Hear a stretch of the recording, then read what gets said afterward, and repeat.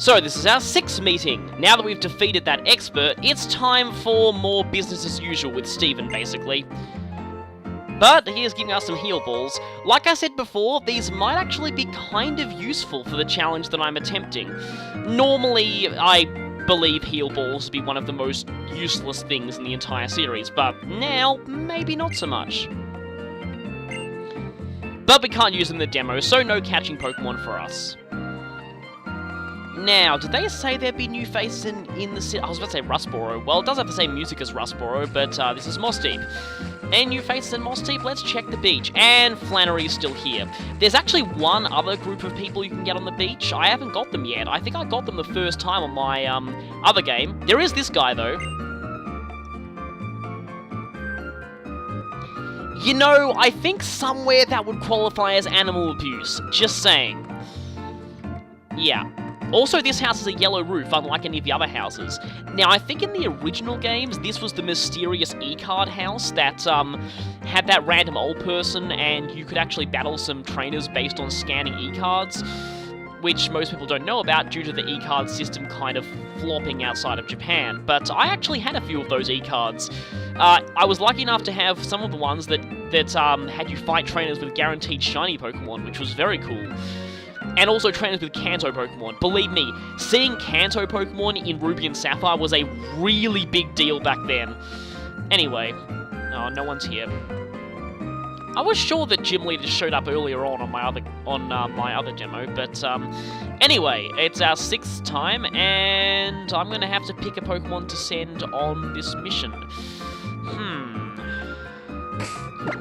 We've already gone through all 3, but let's use Sceptile for good measure. So, what does Steven want us to do now? Now, we're going to be getting repeating missions from now on, but hopefully we will not be getting repeating trainers. So, let's go on an adventure. Oh no, this one again. Yeah, my semi-challenge rules say that I have to battle all the trainers here before I actually find the Pokemon, and sometimes that's a little bit of a luck-based mission. But anyway, once again, off into the sea around the area where Dewford Town is. Regice is probably around these islands somewhere, actually. Okay, this island once again, so the environments are kind of... Oh, yes, good, we have rich boys. I was looking forward to this set of trainers. Let's see which one this is.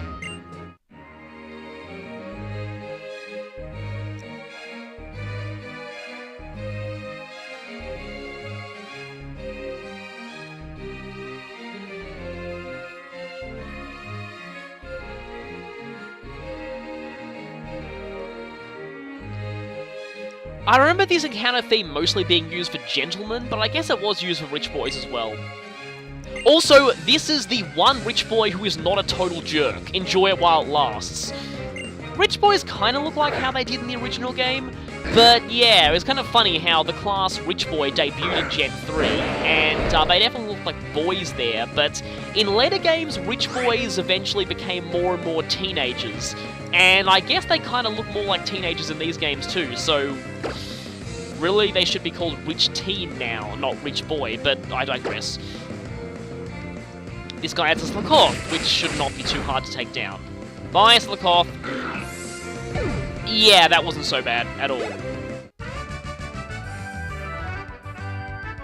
See, this guy's surprisingly nice by Rich Boy standards. Again, enjoy it while it lasts. See, again, he's actually pretty friendly, which is surprising. Now, don't step near... Okay. Chances are this guy's not going to be so friendly. Yeah, this guy. In fact, I think I remember that quote from the original games. I wonder if this guy is who I think he is. Yep, it's who I think he is. Yeah, this guy is infamous among anyone who's played the original Ruby and Sapphire. This is Mr. Use a Full Restore on a level 7 Zigzagoon. Yeah, I'm pretty sure everyone who played the original games remembers him very not so fondly. But looks like he's upgraded to a Linoon now, or Linoon as I used to call it. Yay, useless move. Otis Sleuth is so pointless when they're not using evasion or anything. It's essentially a free turn whenever the AI uses it. Bye, Linoon. I still like calling it Linoon. Linoon is one of my favourite early game normal types, though. Because you're a rich jerk who uses full restores when a regular potion would suffice. Well, at least this guy is marginally less crazy about money than the guys from the Battle Chateau. Wow, those people were weird and jerkish and snobby. Yeah, I did not like those people, but I don't think you were supposed to like them. And is there... Okay, there's a third rich boy who can show up in some missions. Looks like he didn't show up here. This island usually only has 2 trainers, so... I guess we have to just find the Pokemon and be... It was in the same spot. It was in the same spot, yeah. Yeah, the Find a Pokemon missions are generally the most boring, by far. But at least we saw Rich Boy Jerkface. And the one rich boy who's not that much of a jerk. Yeah, now there's exactly... Okay, there are 2 more sets of trainers that I would very, very much like to see. So hopefully they don't start repeating on me. So once again, blah blah, goodbye, blah blah blah, blah blah blah, Shoal Cave in the distance, blah blah, blah blah blah, skip the trailer, blah blah blah, blah blah blah, standard more adventures, message awaits you, blah blah blah. But we've cleared the special demo version 6 times. Okay, now the gym leaders are probably going to start showing up. Blah blah blah, saving blah. Anyway. Let's launch ourselves back into the demo immediately by mashing the A button. There we go. So this will be our 7th time. Not very many visits to the demo left, actually. Well, I say that, but not many visits this thing actually tracks left. So, the new faces in Moss Deep City this time... that guy's still here. Seriously, someone should call Team Plasma on him. Sleeping in a bed made of Pokemon is definitely a violation of Team... Here is the set of trainers on the beach that I wanted. Is this person secretly a descendant of Guybrush Threepwood? And Freediver seems to be a new trainer class or something. Interesting. As is Scuba Diver. Yes, yes, finally. Now this guy is pretty interesting. He says he's going to swim all the way back to Kalos. Now, if you've played X and Y and have a very attentive memory, you might remember that there was a swimmer in X and Y who bragged that he'd swum all the way across from Hoenn. Yep, it's heavily implied that he is in fact this guy. And that would mean that X and Y do indeed take place in the future compared to Omega Ruby and Alpha Sapphire, making these games the first remakes not to take place at the same point in the timeline as the generation that they debut in. The official timeline says that Ruby and Sapphire, I think, still take place at the beginning of the timeline. All of the additions to the plot and Mega Evolutions are just retcons, basically. But yeah, also something interesting about these swimmers, female swimmers have a new model. Male swimmers reuse their model from X and Y, presumably just to keep continuity with that one guy. Interesting that. You're still here. Sometimes something shows up around the top here, but not this time. Tate and Liz are still in front of their gym. The Pokemon people are still there, but if you go down here, sometimes... I didn't get gym leaders. I just got these 2. So people who played the original might remember this.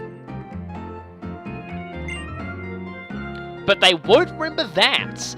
That was not in the original games at all. That's kind of weird. Originally you'd use Shoal Salt and Shoal Shells to make a Shell Bell, but nowadays the Shell Bell has become a much more mundane item that you just get given it outright, so perhaps Shoal Salt and Shoal Shells are going to be serving a new purpose in the new games. I don't know. Yeah, the Morville Food Court seems totally new. Again, most likely replacing the Game Corner due to, well... yeah, censorship. Which was kind of mandated by the European Union because they apparently made it illegal to have gambling being displayed in children's games or something. Okay, now sometimes there's an NPC up here, but not all the time. We can get a good look at that rocket, by the way. Speaking of which, yes, the Delta episode has recently been revealed, where you finally do get to ride the rocket and go to space and fight Rayquaza with other way around, fight Deoxys with Rayquaza. that sounds pretty cool. And there's this mysterious new character called Zinnia, who is actually pretty interesting. Maybe they're going to be the next Emma or something. It definitely sounds like a successor to the Looker quest, and I'm very excited for that. Anyway, okay, Lost Person. That's relatively easy because I don't have to talk to them unless I want to. We're flying Latios Airlines this time. Yeah, the airline jokes are getting old by now, so I'm gonna stop. Something about that music, though, I'll say the next time we... Oh, wow, okay. I've found Secret Base Expert Arune twice in my 10 missions. When I only met him, I think, once originally, and I didn't meet Licia at all in my... This was in my Australian copy, so... Speaking of Australia, this guy right here, I get the feeling that... something like 4Kids or something like that would give him a ridiculously over-the-top Australian accent for no real reason. It just seems like it. However, recently I thought of something incredibly awesome. I now picture this guy speaking like Rick the Adventure Sphere from Portal 2. If you don't know him, look up Rick the Adventure Sphere quotes from Portal 2, and then try to imagine Arune having that voice. It's actually pretty awesome. And surprisingly fitting. Anyway, let's head on over here. Oh, that sounded like a Chimecho. Let's see if I can actually get a sneak in this time. Yeah, you can hear the Pokemon's cry, and if you're good with cries, then sometimes... Hello? There you are. Gotcha. Of course, this doesn't really mean I can actually catch this thing, but at least I finally got to succeed in sneaking. Since cries have actually changed from the original Ruby and Sapphire, I actually have a hard time recognizing some of these new cries. The first time I played the demo, I heard this very weird noise from rustling grass. I had no clue what it was, and it turned out to be Pelipper. Anyway, let's put... I'm gonna go for Swampert, because I know what these two people use, and, Blaziken would be a bit overpowered here. This set of trainers is another one that I really, really wanted to see, and it looks like we're going to have to battle at least one of them in order to get to the lost Pokemon.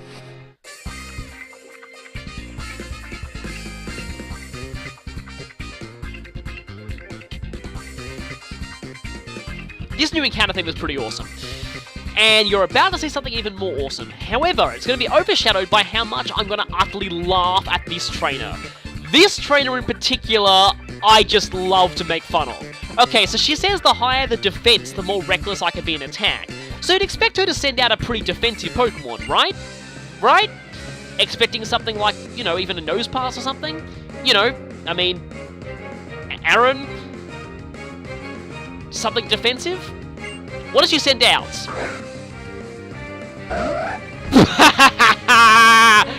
Oh, wow. Yes, this trainer goes on about, oh, I love defense, how, the higher the defense, the more reckless I can be in attack, yay! And then she sends out Absol, one of the biggest glass cannons in the history of Pokemon. Absol is literally the exact opposite of defensive, and that's why I love this trainer so much. I think you really need to reevaluate your Pokemon choices. Just saying. Let's just waterfall this thing. Yeah, you may be somewhat faster, but, let me just show you something. Well, didn't one-shot you, but almost one-shotted you. Let's just go for a Mud Bomb, just to show what it looks like. I really don't think you should be the one dishing out taunts. I knew that would miss. Considering that, well, you claim to be a defense expert, and yet you're using Absol. Claims to be... Really? Really? That's it. That's it. That's it. Overkill time.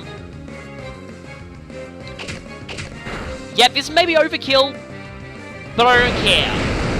Die! Thank you. Sorry about that, but, yeah. That was unexpected. Yeah, of course your defenses weren't enough. You were using a freaking Absol, which has, like, the most paper-thin defenses in all Pokemon next to Kavana or Defense Deoxys.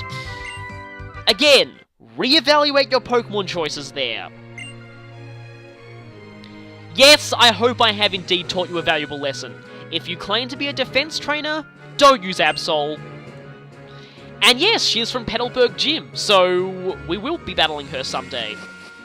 Gonna sneak up behind this one. This is kind of interesting.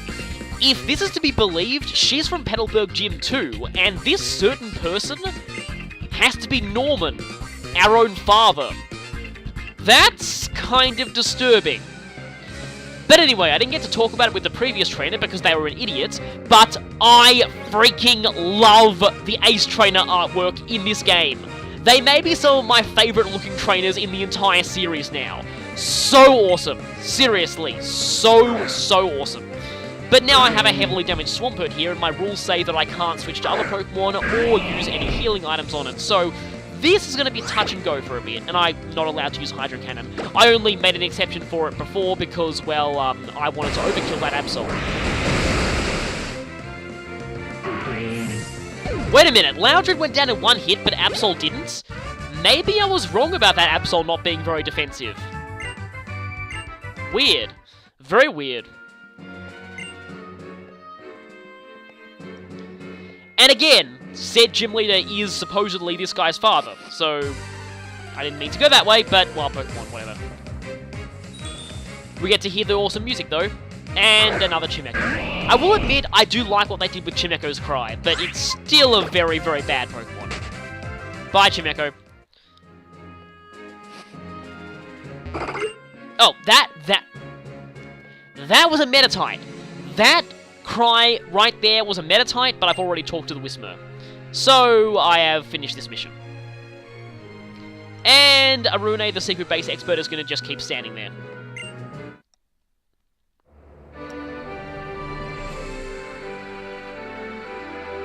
Now that first part of this flying music, it really reminds me of Traverse Town from Kingdom Hearts for some reason. I just don't know why, but something about it just gives me a Traverse Town vibe for some reason. It just sounds like a few notes of the Traverse Town music.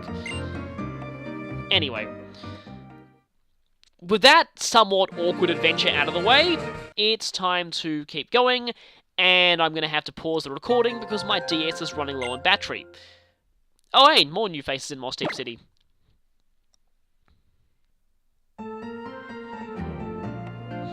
And so, once again, we've returned to Moss Deep City, our 8th meeting. It's getting pretty late. It looks like we won't have very many more meetings here.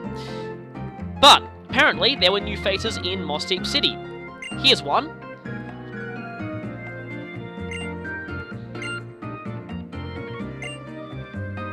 Well, Shroomish are pretty common in Petalburg Woods.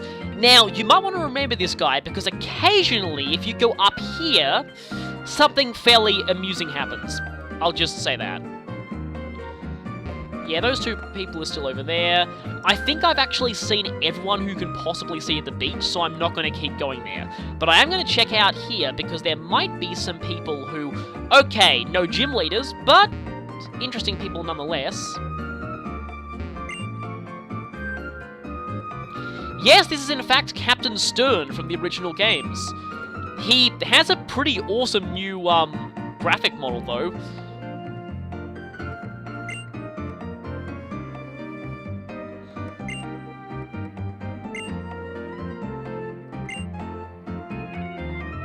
Yes, brilliant shipbuilder, ladies and gentlemen.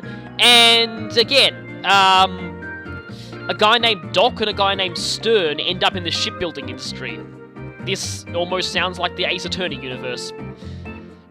Well, actually, pretty much everyone has pun-related names, their profession in any Pokemon game. But anyway, I digress. This person's here though.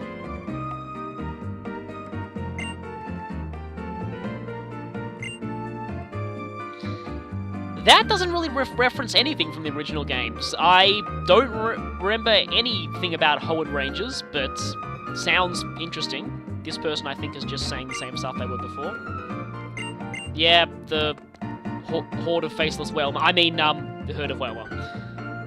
Okay, I guess I'm using Blaziken this time, because I'm saying that I'm not allowed to use Glalie unless, apart from the first time for demonstration purposes, unless absolutely necessary. Now, I think we may have No, wait, there's one more set of trainers that we could get, I think, and I really do want to see them. Oh, no, not this. Couldn't you at least give me a Battle All Trainers mission? I haven't even got a single one of those now. Yeah, the demo missions are randomized, so... yeah, if you're looking for a specific kind of mission, be prepared to be disappointed quite a bit while trying to find it. Let's see what we get now.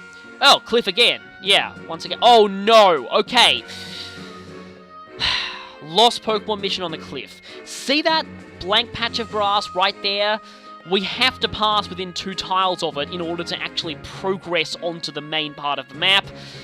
And there's a chance that basically the Pokemon could be in there, and this could be over before it even begins. I really, really hate it when that happens. But let's see if there are... oh, right, okay, it's just Aroma Ladies who we've already fought anyway. Well, it wasn't in there, so let's go ahead and... we just happen to have Blaziken out, too. These Aroma Ladies are pretty much the same as before. Why haven't I got the Campers yet? The Campers are probably my favourite set, because I actually do recognise one of them from the original games. Aroma Lady Rose I do remember from the original games too, though. But, yeah, this should be fairly easy. Tropius shall burn to the ground, and yes, Tropius looks very, very weird with the new 3D sprites, because I still love how Aroma Ladies look, though. Tropius looks very weird with the new 3D sprites because it's designed so that it could be flying in sky battles, and, well... don't think there will be any sky battles in these games. There might be underwater battles, though, considering that there seems to be artwork for... oh, hey, you should totally meet that scientist guy sometime. He's really looking for Shroomish. Anyway, there are artwork for scuba diving trainers that have been found in the demo's data, so... yeah, maybe there might be underwater battles, which would be pretty cool. It'd help make those underwater areas a bit less, devoid of anything.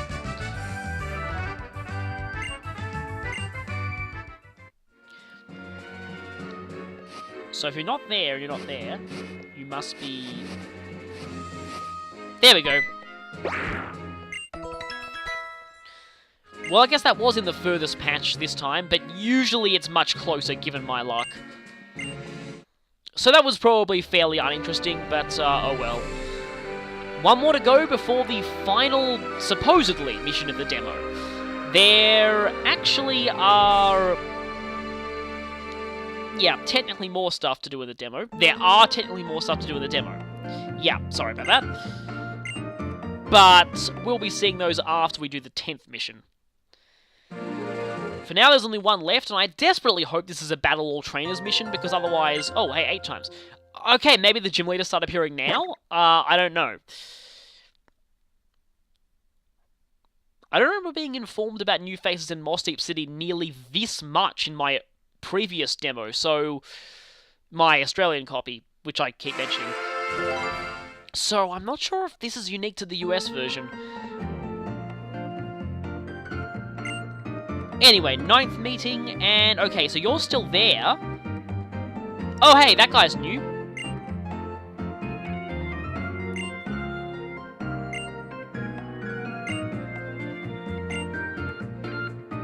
Well, he does live in this town, but if you're looking to visit his house, I'm unfortunately gonna have to remind you that, Mr. Living Invisible Wall is still there. But if we go down here, let's just hope we get the gym leaders this... no, we... ah! Yeah, it took me a while to get the gym leaders to show up in my other games as well, so it sometimes is a bit, This guy is actually kind of interesting, though.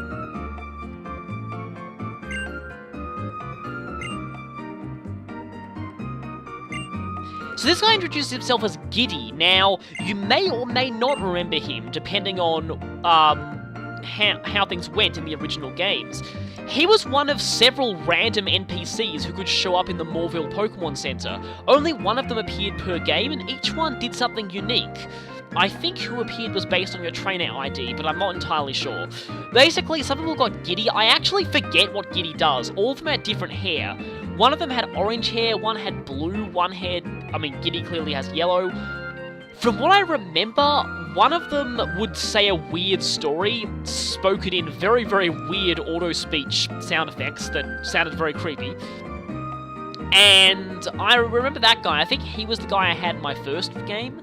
There was a guy who would tell you, like, things like how many times you'd saved, how many times you'd used Pokemon Centers, how many times you traded, a whole lot of other weird statistics.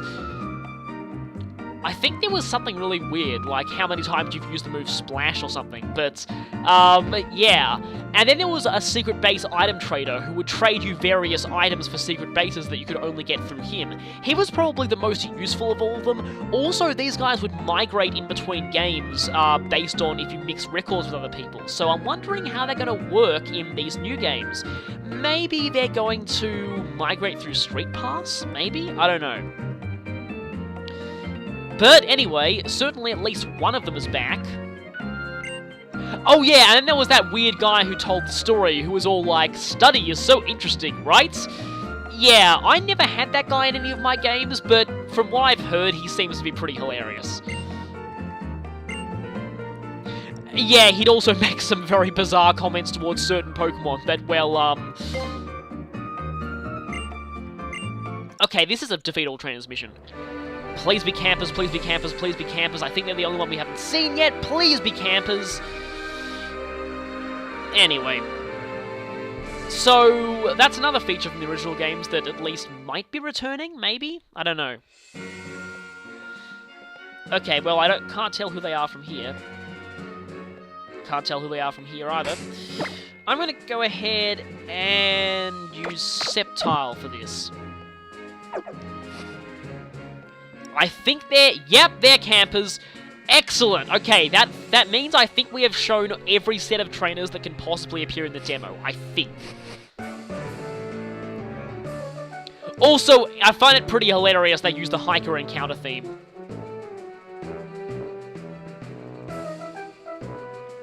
There was a certain piece of background music from the anime that actually sounded similar to this. I normally hate the anime, but I'm bringing it up now because from the original series, like, it usually played when the characters were lost. Any of you remember that? Okay, let's do this, Mr. Camper guy. Campers look pretty cool. Swellow. Oh, this could be an issue. Swellow also looks kind of weird in this game. The tips of its wings are just constantly vibrating. It's a little bit weird and very... actually kind of disturbing. Right, this is not good. Slam is ironically my best move, and that's very bad. But if they're content to... yeah, of course it would miss. If they're content to use... wow! Really? Okay, I think Sceptile may faint here. Let me just check something. How much accuracy does Slam have? I mean, I know Slam is a terrible, terrible move, but... ooh! 75! That's worse than I thought. I'm not surprised it missed all those times.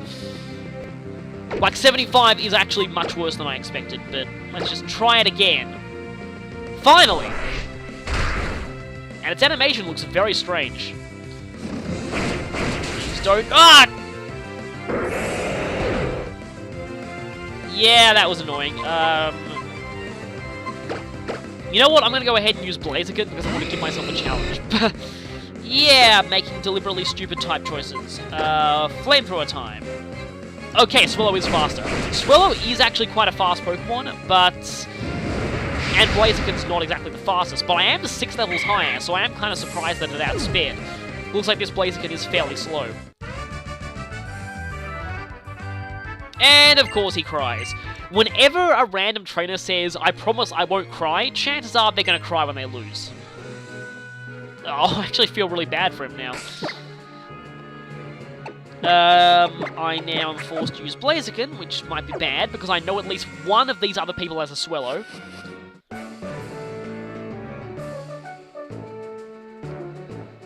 Yes, you can fish, roast marshmallows, and tell stories about a horde of faceless men!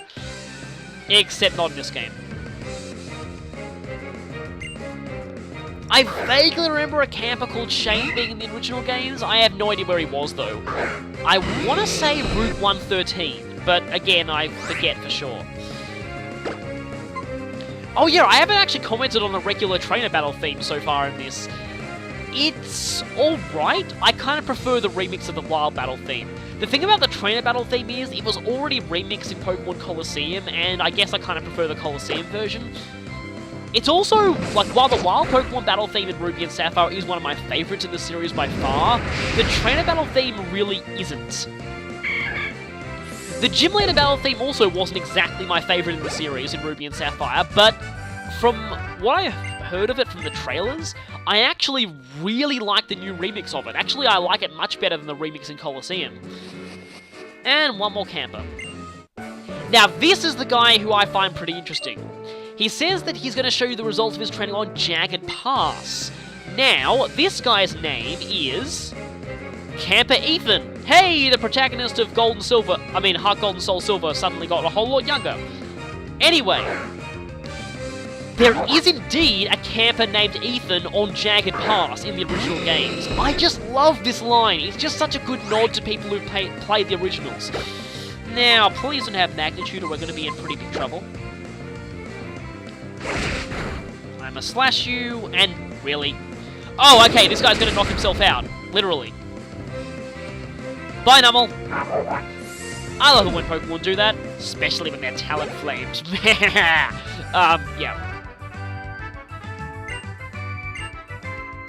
Full of frustration, but you don't have to TM for it. Unfortunately, I don't get the chance to actually see what he says after you've battled him because I get immediately taken out. But anyway, time to head back, and next time, I guess, will be the final mission of the demo. Or is it? I keep saying that, but it's the final public mission of the demo, let's just say. Back to Moss Deep City for almost the last time. And once again, I'm going to skip this trailer. Although the intro of that trailer actually looks like the very first shot of the opening movie of the first game. Also, we can now send a set of heart scales over through Pokemon Link to the full games. Heart scales are a very, very useful item, especially to competitive battlers, so definitely appreciated this. Very, very much appreciated.